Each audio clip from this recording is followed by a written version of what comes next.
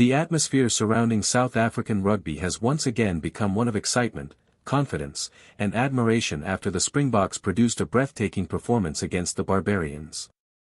While the final score of 80-31 immediately grabbed headlines around the rugby world, the real talking point was not simply the number of points scored. Instead, it was the style, precision, creativity, and fearless attacking rugby displayed by Rassie Erasmus' side. Even experienced rugby figures from New Zealand, a nation known for setting the highest standards in international rugby, were left stunned by what they witnessed. Among them was former All Blacks hooker James Parsons, whose reaction perfectly captured what many supporters, analysts, and former players were thinking after the final whistle.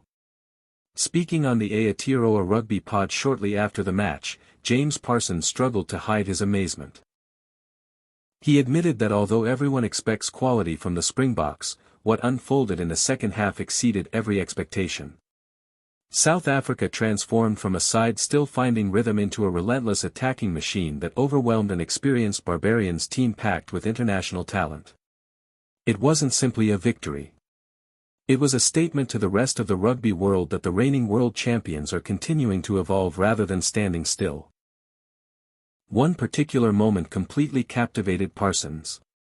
It was the spectacular long-range try scored by Edwill van der Merwe, who collected possession deep inside his own half before accelerating down the left wing. Covering close to 80 meters, he displayed blistering pace, perfect balance, and outstanding finishing ability to score one of the most memorable tries of the match. Watching the replay, many supporters immediately recognized the confidence with which the winger attacked space instead of simply looking to kick for territory.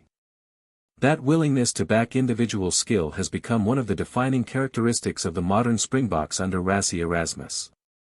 For James Parsons, the try represented far more than an individual highlight. It reflected an entire coaching philosophy. Teams do not suddenly become comfortable attacking from deep inside their own territory without receiving complete trust from their coaching staff. Every player looked confident making decisions, supporting teammates, and keeping the ball alive. There was no hesitation or fear of making mistakes. Instead, every player appeared to understand exactly when to attack and exactly when to play with patience. Despite acknowledging that the Barbarians may not have defended with the same intensity expected in a test match, Parsons insisted that scoring 80 points against a team filled with international players should never be underestimated. Regardless of defensive lapses, putting together that many successful attacking movements requires exceptional execution, fitness, communication, and confidence.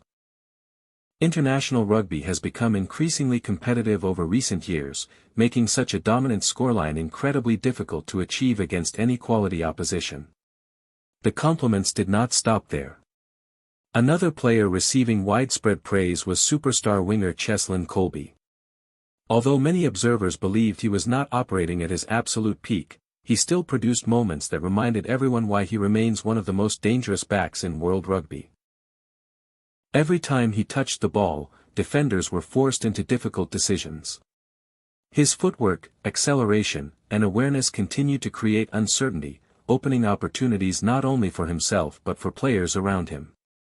Joining James Parsons on the podcast was former All Blacks scrum half Bryn Hall, who currently plays his club rugby in Japan and regularly watches Cheslin Kolbe perform in domestic competition.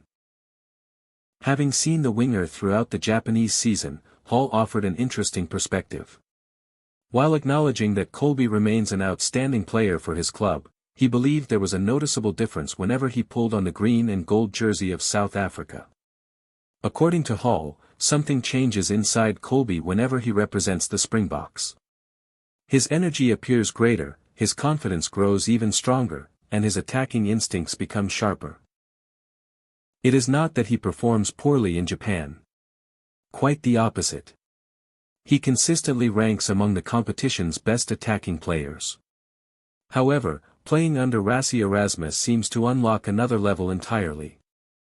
Every carry becomes more explosive, every step more dangerous, and every opportunity more threatening. That observation quickly led the discussion toward the coaching environment created by Rassie Erasmus and his management team. For many years, rugby experts have praised South Africa's physicality, defensive organization, and dominance at set-piece. Today, however, conversations increasingly revolve around their attacking creativity and tactical innovation. That transformation has not happened by accident. When Parsons reflected on what he was watching, he credited the South African coaching staff for creating an environment where players trust one another completely. Every player appears comfortable expressing individual talent while still operating within a disciplined team structure. Achieving that balance is one of the hardest challenges in elite sport. Too much structure can limit creativity. Too much freedom can create chaos. Somehow, Rassie Erasmus has found the perfect middle ground. The first half against the Barbarians actually suggested that South Africa still had improvements to make. There were handling mistakes, moments of poor discipline, and periods where attacking opportunities were left unfinished. The Barbarians enjoyed their own positive moments and asked several questions of the Springbok defense. Had the game ended after 40 minutes, observers might have described it as competitive rather than dominant. Everything changed after halftime. The coaching adjustments were immediately visible.